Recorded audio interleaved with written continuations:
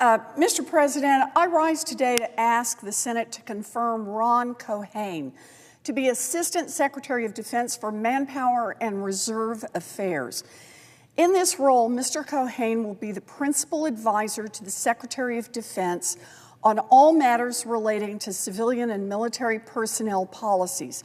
He is extremely well qualified for this role, previously serving as the Deputy Assistant Secretary of Defense for Military, Community, and Family Policy.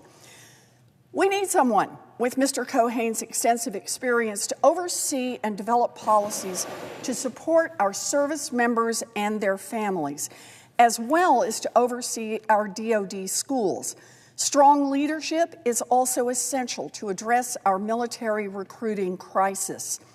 Now, I recently held a hearing in my subcommittee, which the senator from North Carolina attended, that identified a long list of areas where our military services can continue to step up to inspire more young people to serve. They need someone like Mr. Cohane to make sure that the services actually follow through. No one is disputing Mr. Cohane's qualifications. The Senate Armed Services Committee voted unanimously to advance his nomination. The only reason that Mr. Cohane's nomination has not already been approved is because the senator from North Carolina is willing to play politics with our national defense. As we all know by now, the senator from North Carolina disagrees with the Department of Defense's policy to help members of the military and their families access health care, specifically reproductive health care. Republican senators claimed they wanted to vote on DoD's policy on abortion, but just this week, they lost a vote to move forward toward overturning that policy. So if they can't get it on a straight-up vote, they're now blocking Mr. Cohane out of spite.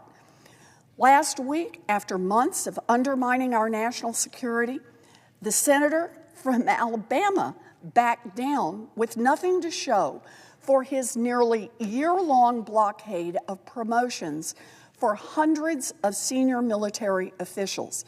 Nothing to show, that is, except for the long-term damage he inflicted on our military personnel, on their families, and on our military readiness. So now the senator from North Carolina is stopping well-qualified nominees.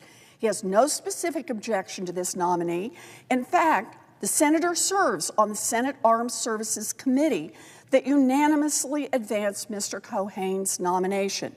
But the senator from North Carolina now blocks the confirmation of Mr. Cohane. We need leaders at the Department of Defense. Blocking these confirmations is corrosive to our national security. Our nation cannot continue to hold key national security officials hostage. We must put the safety and well-being of our service members first. Our greatest strength as a nation is our people, and we need a confirmed leader like Mr. Cohane to make sure that our service members have everything they need to succeed.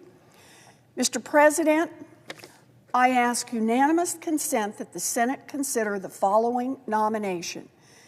Cal number 109, Ronald T. Cohane of New York, to be an Assistant Secretary of Defense, that the Senate vote on the nomination without intervening action or debate, and that if confirmed, the motion to reconsider be considered, made, and laid upon the table, and the President be immediately notified of the Senate's action. Is there objection? Mr. President, reserving the right to object. Thank you.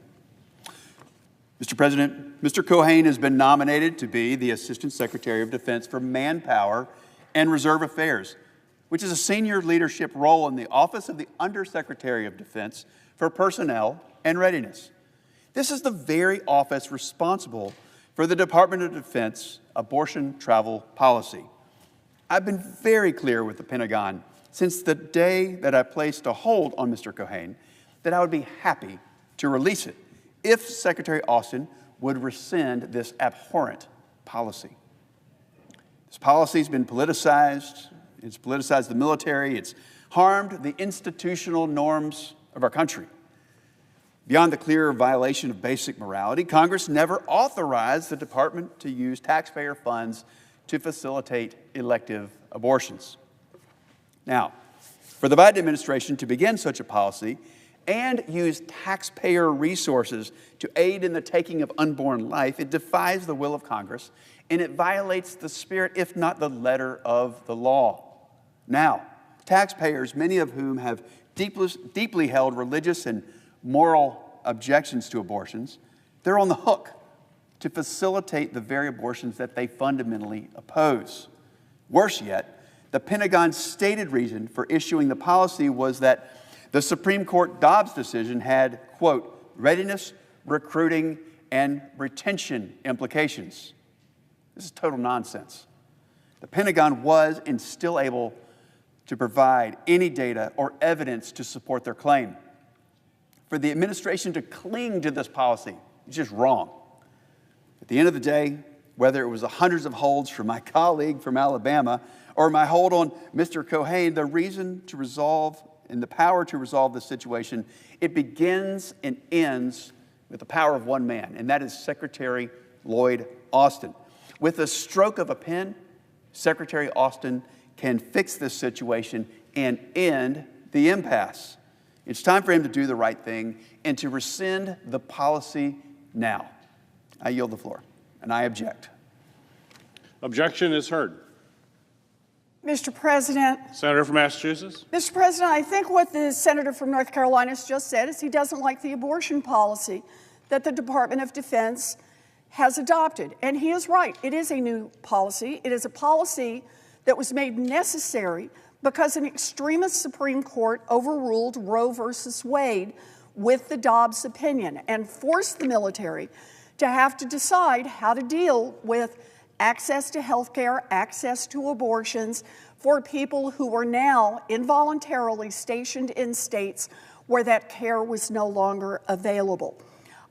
The senator and all of the Republicans were offered a vote on the Department of Defense's policy, and we voted just this week on a measure that would move toward that vote, and it failed. In other words, the Republicans who oppose this policy simply don't have the votes. So instead of yielding to the will of the majority and letting this policy go through without a problem, instead they play politics with the people who are trying to serve our nation. That Mr. Cohane gets caught in this, someone who is willing to serve our nation and, most importantly, right now to help our service members live their best opportunities in the military at a time when we are having recruiting challenges, is just putting politics ahead of the defense of the United States. It's putting politics ahead of our service members and putting politics ahead of our service members' families. I think this is fundamentally wrong.